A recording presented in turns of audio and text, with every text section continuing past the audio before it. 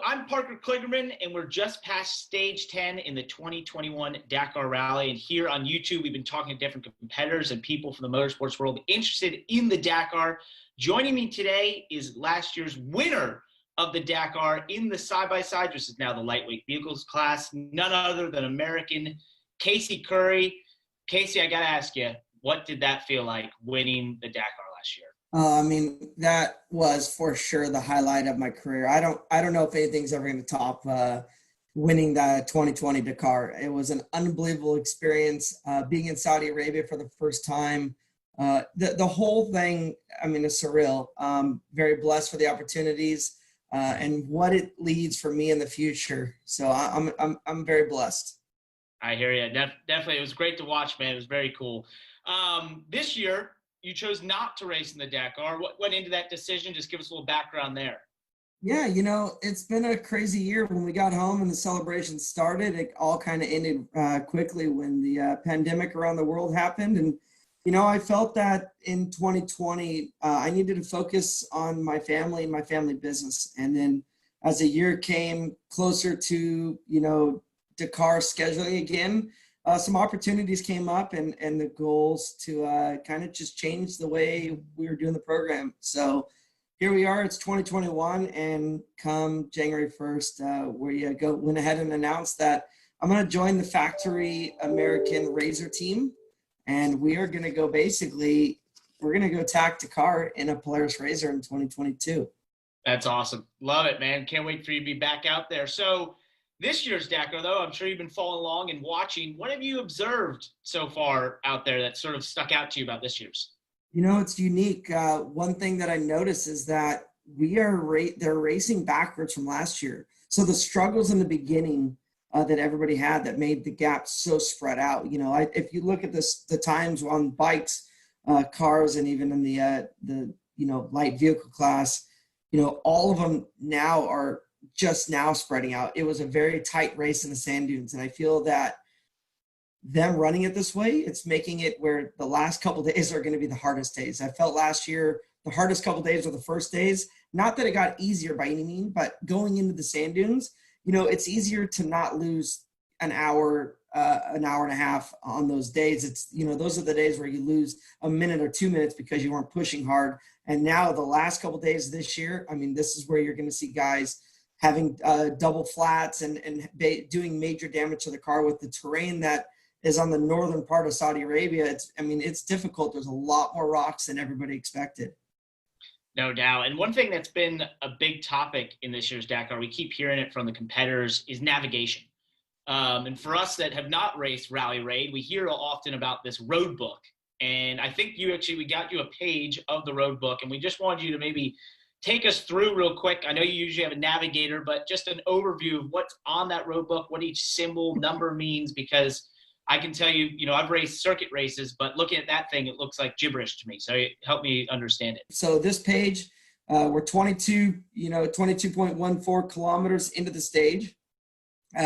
This is a tight note. When I say that, you're seeing how it's green on the left-hand side. That means basically that note and the note below it are really quick, which it is. It's only 200 meters apart. So you got to pay close attention because this is where it's easy to get lost. But yeah, basically this note, you're going to basically start at the 90 moi. Moi means average. So you're basically at the center of the note is where you're going to be. At the center of the note is where you're going to be going 90, cap 90. Now it might be 85, it might be 95, but you're going to basically be going around 90. So the two big explanation points in the middle, that is basically double caution, meaning you are going to see some really big cautions or really big bump, which if you actually look at the bottom of that note, there is a little tiny arrow with a little step up, which means there is a jump, and then there's a chicane off the main road. It is basically going off into a wash, which is off camber.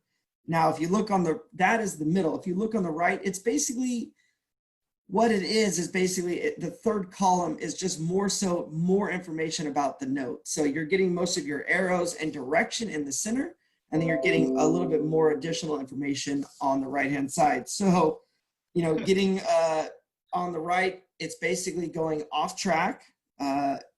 It's going off track. You got double caution. What else is there? The parallel tracks means the Q means quitting, and then the P with the 2 exclamation point or 2 lines up the side. So you're going to quit the main tracks and you're going to go off piece. So you're doing a puzzle basically, racing dude. through the desert.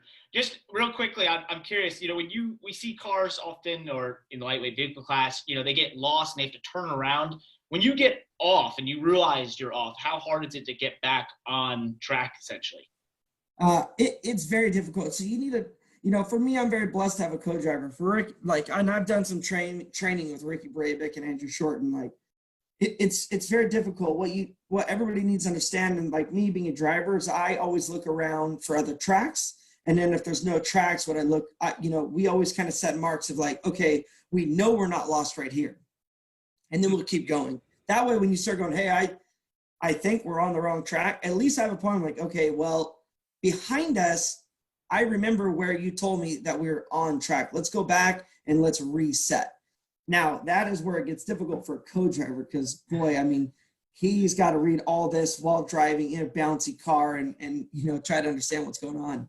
That's amazing. You mentioned Ricky Brabec, Andrew Short. We've seen a lot of Americans, get interested in the Dakars of late. You're one of 2 now Americans to win it. What does it mean to you to see all the American interest in the Dakar? I think it's amazing. I think going over there and for me, Robbie Gordon has been kind of the hero of Dakar for us Americans. And we spend a lot of time in the desert testing and training. And that's the thing Americans don't understand is that it's not just a day testing the suspension. There's a lot of days where you're just doing road books and really working with your co-driver. And for me, having a co-driver, Sean, being here in America, he lives in Las Vegas, but having him that I can talk to and communicate with year round, it just makes it easier when it comes time to race. Yeah, I hear you. That's pretty interesting. We spoke to Robbie earlier, and it was amazing hearing his stories from the Dakar. As we look ahead to the end of this one, any predictions for how this one will end? Anything that's shocked you or you're seeing out there in this year's Dakar? Well, I'm obviously a big dirt bike fan, and I'm hoping and cheering for Ricky. His buddy and all of our friends, Nacho, had a big crash today.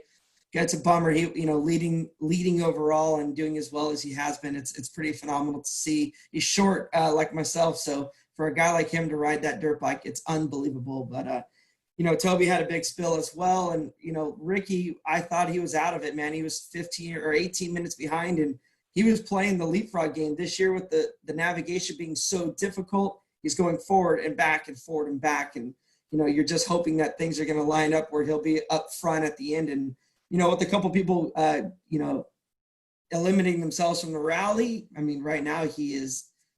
He's in a good position right now to be able to on the attack. So it's going to be interesting. And then for the side-by-side and the light vehicle, I think it's going to be interesting. I think Austin is doing a great job.